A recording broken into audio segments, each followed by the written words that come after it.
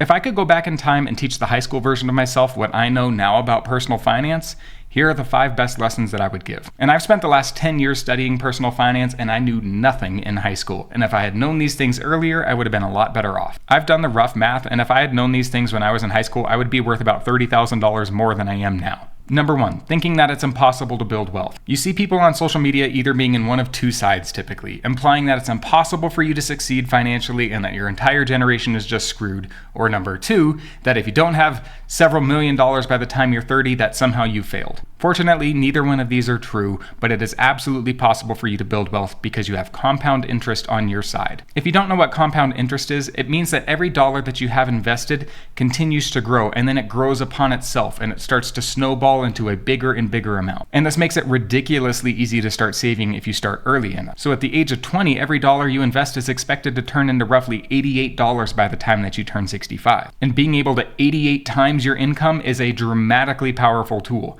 But if you wait until you're 40, it's dramatically less. It's still possible, but you're going to have to work way harder to do that. And trust me, as somebody who started investing early, I am so grateful that I did. Number 2, you have to choose where to start investing. You have 3 main types of accounts that you can choose. A 401k, that's what's. Number 2, you have to choose where you want to start investing. And there's 3 main types of accounts. First is a 401k, which is a retirement account, which means don't put money in here that you know you need prior to retirement.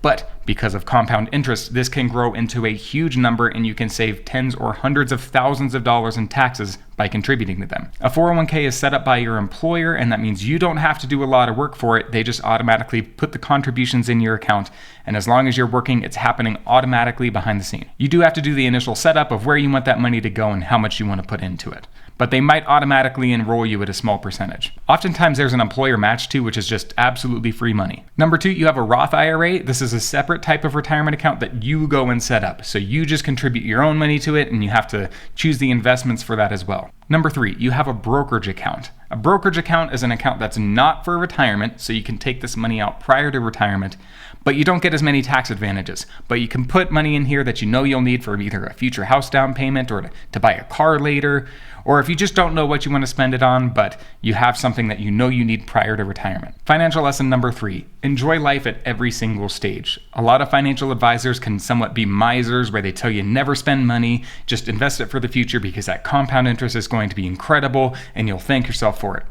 That is still absolutely true, but there is a balance. You need to be able to enjoy life at every single stage. That's why I like the budgeting idea of 50-30-20, where you try to keep your needs, that's your housing, your groceries, car, everything like that, under 50% of your income.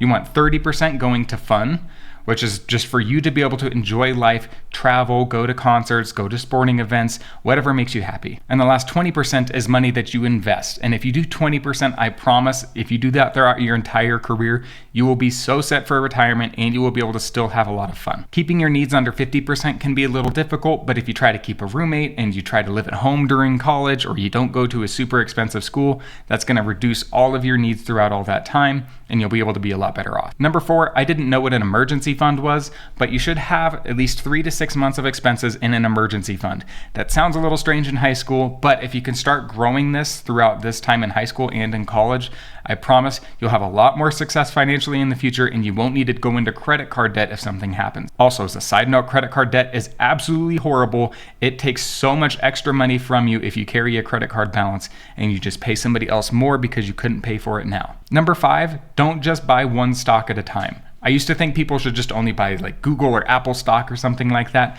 but that's not really a good idea. You never want to put too much money just in one stock. Instead, you want to put it in tons of different stocks.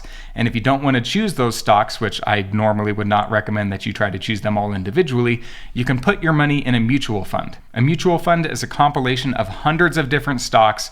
For example, you have the S&P 500, which takes 500 of the largest US companies and puts it all into just one investment. And now you can have every single one of those people working at those companies working to make you richer. And you can buy this for as low as $1. So if you learned something, make sure to like this video and subscribe for more, and let me know if you have any questions in the comments. Thanks for watching and follow for more finance tips.